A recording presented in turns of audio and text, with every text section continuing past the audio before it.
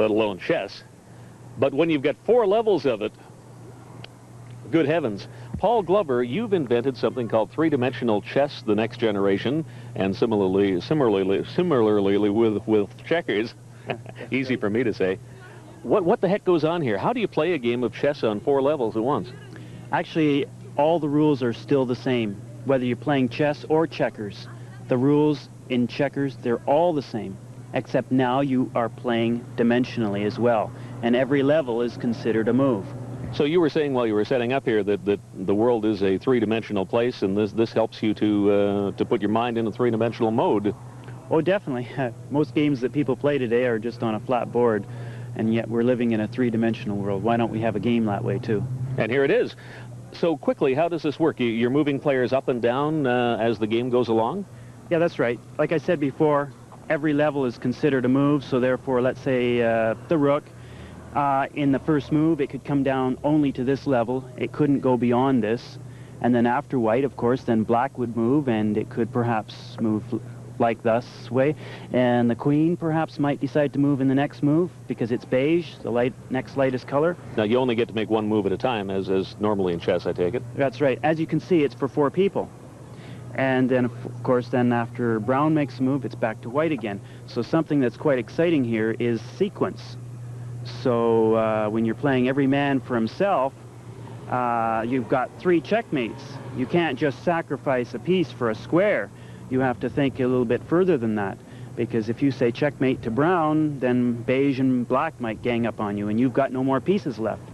So there's the unspoken alliances that are built between players. I have to make this embarrassing revelation that I don't know how to play chess. And I guess I'm about the only one in the world, but this looks really, really complicated. Actually, it only takes about 2.5 hours, 2 to 2.5 hours to play 4 people. Now, checkers, you have the same thing here for checkers. Same thing, but different, I assume.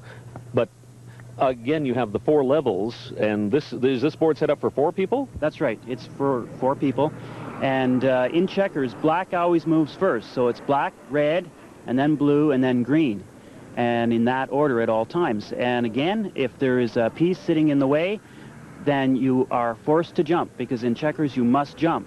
So too, if the red checker piece was down here, then that black checker piece would capture him through here and right down in a straight angle going diagonally forward, capturing that piece going diagonally forward. So now once that checker piece is gone, the green piece now must capture, and it comes up diagonally through in a straight line coming straight up to that square there.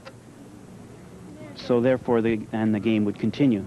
Yeah, after a while, you'll notice that the board is divided up into solid squares, 4 squares by 4 squares, and the mind can conceive 4 squares a lot easier than 64. So that in any one glance, given about 1 or 2 games, you can actually look at the game and know exactly where all the squares are and where you're going to be moving to.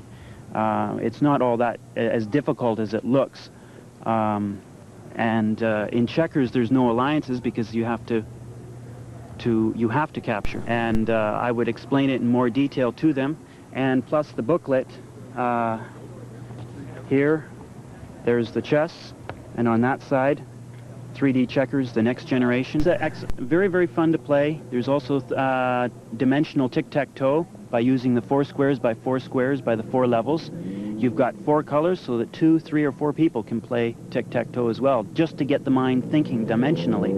Thanks a lot for talking with us, Paul. I'm gonna take your handbook here and spend the rest of the month reading this and figuring out how to do this. Okay. Thanks. Thank you very much. Okay.